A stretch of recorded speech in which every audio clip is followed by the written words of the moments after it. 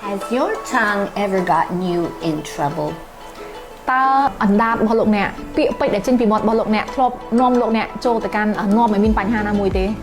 Today we're going to find out more about that. ថ្ងៃនេះយើងនឹងទៅមើលស៊ីជម្រៅទាំងអស់គ្នាអំពីប្រធានបទមួយនេះ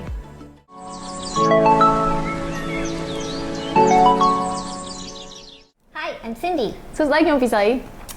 Let's read today Psalm 52. ថ្ងៃនេះយើងនឹងអានទំនុកដំកើងជំពូកទី52 We're going to read verse 2 through 4. យើងមើលខ2ដល់ខ4 It says, like a sharpened razor, your tongue devises destruction, working treachery. You love evil instead of good, lying instead of speaking truthfully. You love any words that destroy, you treacherous tongue. ជារៀងរាល់ថ្ងៃអ្នកតែងតែគិតគូរចង់ប្រព្រឹត្តអំពើទុច្ចរិតពាក្យសម្ដីរបស់អ្នកមុតជាងកំបិតកោទៅទៀនគឺប៉ិនប្រសពខាងបោកបញ្ឆោតណាស់អ្នកចូលចិត្តការអាក្រក់ជាងការល្អហើយអ្នកចូលចិត្តកុហកជាងនិយាយការពិតអ្នកចូលចិត្តប្រើពាក្យសម្ដីវាយប្រហារគេអ្វីដែលអ្នកពោលចេញមកសុទ្ធតែអាស្រូវទាំងអស់ Our tongue can really get us into trouble. ពាក្យសម្ដីរបស់យើងគឺពិតជាអាចនាំយើងទៅកាន់បញ្ហាជាច្រើនបានមែន In the book of James, he describes our tongue as being set on fire from hell. អញ្ចឹងនៅក្នុងសភៅយ៉ាកុបបានចែងអំពីអណ្ដាតរបស់យើងពាក្យពេចន៍ដែលយើងនិយាយចេញមកពិតជាអាចនាំយើងទៅកាន់កិច្ចការដែលវាក្តៅកគុកដូចនៅឋាននរកអញ្ចឹង Often doing the work of our enemy, its purpose is to destroy and to devour. ហើយការពិតនោះគឺការដែលយើងនិយាយពាក្យមិនពិតការដែលយើងនិយាយពាក្យកុហកចេញអំពីអណ្ដាតរបស់យើងមាត់របស់យើងហ្នឹងគឺសុទ្ធតែជាកិច្ចការដែលយើងបម្រើឲ្យមាសត្រូវខ្មាំងរបស់យើង Which, by the way, are words used to describe Satan. អញ្ចឹងគឺពាក្យរបស់សាតាំងគឺជាបិតានៃការកុហកបានន័យថាគឺជាម្នាក់ដែលនៅពីក្រោយសេចក្តីកុហកទាំងអស់ So these words he's talking about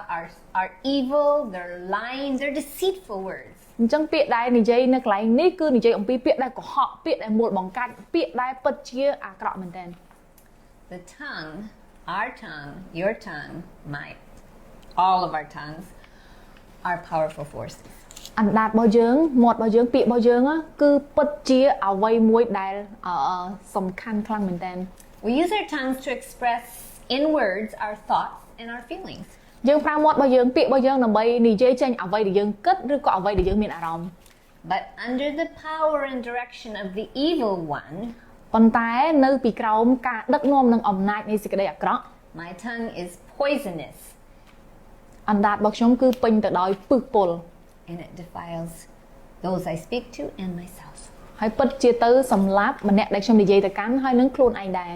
I must be careful. ខ្ញុំត្រូវតែប្រយ័ត្នប្រយែង Jesus warned us that someday we would give an account to God for every careless word we speak. ព្រះបន្ទូលរបស់ព្រះអង្គបានចែងទៀតថាថ្ងៃមួយយើងនឹងជួបព្រះយេស៊ូវមុខទល់មុខហើយយើងនឹងត្រូវទទួលខុសត្រូវសម្រាប់រាល់ទាំងគ្រប់ពាក្យពេចន៍ទាំងអស់ដែលយើងនិយាយចេញពីមាត់របស់យើង I must control my tongue. ខ្ញុំត្រូវតែរៀនចេះគ្រប់គ្រងមាត់របស់ខ្ញុំ But the tongue not only holds the power of death, អញ្ចឹង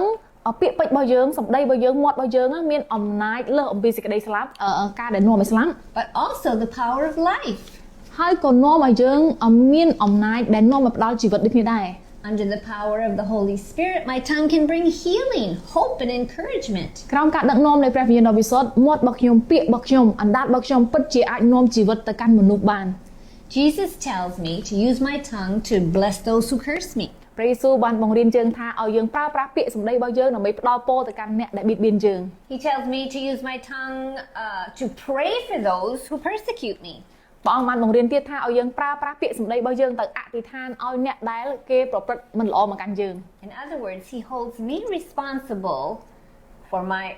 my tongue, for my words. អញ្ចឹងព្រះអង្គជាម្នាក់ដែលដឹកនាំយើងជួយយើងឲ្យយើងមានទំនួលខុសត្រូវទៅកាន់ពាក្យរបស់យើងមាត់របស់យើង Because my words are powerful. ដោយសារតែពាក្យសម្ដីរបស់យើងពិតជាមានអំណាច You know, God spoke, and through words, he created everything.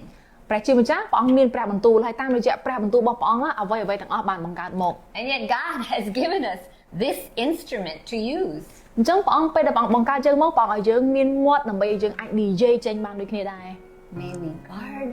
this member of our body and yield it to the Lord. សូមឲ្យយើងរៀនចេះប្រើប្រាស់ឧបករណ៍របស់យើងមាត់របស់យើងសម្ដីរបស់យើងហើយថ្វាយទៅកាន់ព្រះអង្គហើយឲ្យព្រះអង្គជួយដឹកនាំពាក្យពេចន៍របស់យើងជីវិតរបស់យើង May we use it to bring him glory and honor and to build up our fellow man. សូមឲ្យព្រះអង្គជួយយើងឲ្យយើងប្រើប្រាស់ពាក្យរបស់យើងសម្ដីរបស់យើងដើម្បីជួយកសាងបងប្អូនរបស់យើងកសាងខ្លួនឯងកសាងគ្នាទៅវិញទៅមក Let's pray. តោះយើងអធិដ្ឋាន Lord, I yield my tongue to you. បងឲ្យកូនសូមថ្វាយពាក្យពេចន៍របស់កូន Let me be quick to hear, but slow to speak. សូមឲ្យកូនជាម្នាក់ដែលពូកែស្ដាប់ហើយមិនងាយនិយាយ Use my tongue as an instrument of righteousness. បងសូមប្រើប្រាស់មាត់របស់កូនឲ្យជាឧបករណ៍មួយសម្រាប់សេចក្តីសុចរិតរបស់ព្រះអង្គ May I be an encourager and a lifter of those you put in my path. សូមឲ្យកូនជាម្នាក់ដែលលើកទឹកចិត្តអ្នកដែលលើកបងប្អូនដទៃ May my words be your words, សូមឲ្យពាក្យដែលកូននិយាយចេញសុទ្ធតែជាប្រាក់បន្ទូលរបស់ព្រះអង្គ like honey to the hungry and water to the thirsty. ដូចជាទឹកខ្មុំសម្រាប់អ្នកដែលស្រេកឃ្លានដូចជាទឹកសម្រាប់អ្នកដែលស្រេក Use my words to pray for those who hurt me and bless those who curse me. សូមជួយកូនប្រើប្រាស់ពាក្យសម្ដីរបស់កូនដើម្បីទៅអធិដ្ឋានឲ្យបងប្អូនដែលឈឺទៅប្រទានពរសម្រាប់អ្នកដែលបៀតបៀនកូន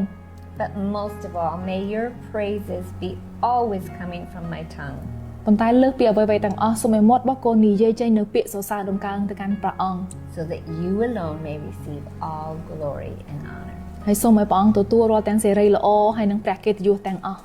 Amen. អាមែន